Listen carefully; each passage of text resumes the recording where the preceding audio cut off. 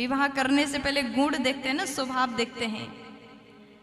माता पिता जाते हैं कन्या के घर में और कन्या को देखते हैं कैसी है, खाना बनाना आता है कि नहीं आता, घर का काम करना आता है कि नहीं आता, पढ़ाई कितना किया है, सब सवाल करते हैं। मैया कहती है आपने मुझ पे ऐसा क्या देखा, मुझ में क्या गुण देखा, मुझ में तो कुछ गुण भी नहीं है। कन्या के माँ बाप भी जब दामाद ढूंढते हैं तो उसके स्वभाव को देखते हैं। आप लोग देखते हैं कि नहीं, क्या देखते हैं, सबसे ज्यादा क्या देखते हैं? हाँ सही बोल रहे हैं, सही बोले हैं। अब पहले के जमाने में संस्कार देखते थे, आजकल तो कितना पैसा है, प्रॉपर्टी कितना है, लड़का के नाम पे है कि नहीं है, और विशेष करके सरकारी नौकरी है कि नहीं। अगर सरकारी नौकरी हो तो काला कलूटा भी मिल जाए तुरंत शादी कर देंगे। प्यार से बोलो। तो आजकल तो केवल पैसा देखते, धन दौलत देखते हैं, लेकिन संस्कार देखना आवश्यक है। भले आप बेटी के लिए दामाद ढूंढ रहे हैं, उनके पास बहुत धन नहीं है, पैसा नहीं है, इतना है कि जीवन चल रहा है, लेकिन ये जरूर देखो संस्कार कितना है। जिससे आप अपनी कन्या का विवाह करने वाले हैं वो इंसान कैसा है, कुछ गलत संग तो नहीं है, गलत आहार तो नहीं है, वो अपने माँ बाप का सम्मान करता है कि नहीं करता।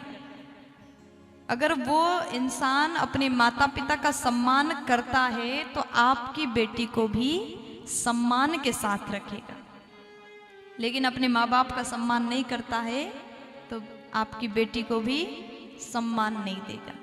इसलिए संस्कार देखिए, जब लड़का गुणवान हो तो अपनी बेटी का कन्यादान करना। कहते एक पिता को जब कन्यादान करने का समय होता है उस समय बहुत सोच समझ के करना चाहिए।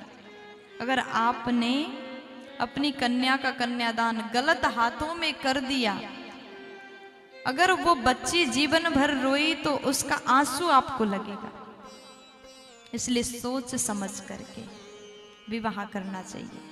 प्यार से बोलना पड़ेगा, थोड़ा जोर से बोलो ना, फुल एनर्जी में बोल दो ना।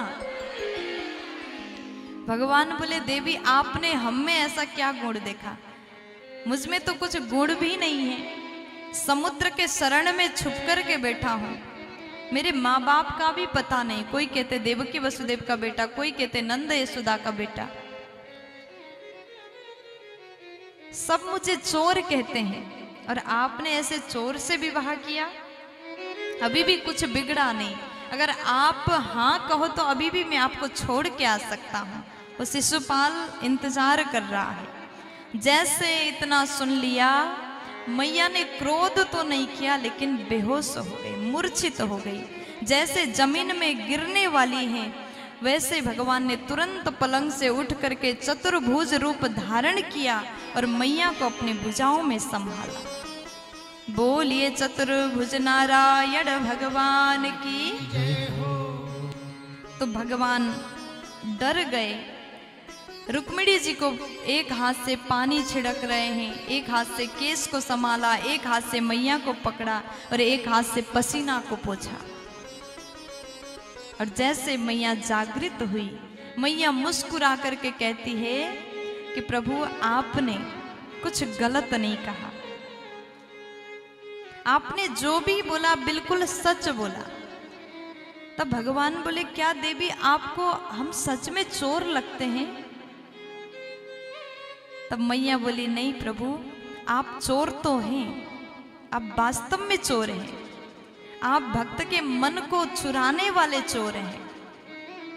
और आपने कहा मुझ में कोई गुण नहीं, सच में आप में कोई गुण नहीं, आप निर्गुण निराकार भी है और सगुण साकार भी है। और आपने कहा हम दोनों की जोड़ी नहीं जमती, प्रभु आप सच में सर्वगुण संपन्न हैं। मैं आपके साथ नहीं आपके चरणों में अच्छी लगती हूँ। मैया ने बहुत भाव से स्तुति किया। आपने कहा था मैं समुद्र के शरण में छुप के बैठा हूँ, आप क्षीर सागर में निवास करने वाले हैं। और आपने कहा मेरे माता पिता का पता नहीं, आपके कोई दुनिया में दूसरे माँ बाप कैसे हो सकते हैं, जबकि आप पूरे ब्रह्मांड के पिता हैं। आप स्वयं सबके पिता हैं, तो आपके माँ बाप कोई और कैसे हो सकता है। ऐसे पावन स्तुति किया। तब भगवान बोले देवी मैं आपको क्रोधित देखना चाहता था। जब आप नाराज होती हैं तो आपका चेहरा कैसा लगता है, बस यही देखना चाहता था। मैं आपसे अलग होकर के मैं भी नहीं रह पाता हूँ, मेरी बात को बुरा मत मानना। हम लोग गृहस्थ आश्रम में रहते हैं और गृहस्थ आश्रम का यही लाभ है। कभी कभी हंसी मजाक भी जरूरी है।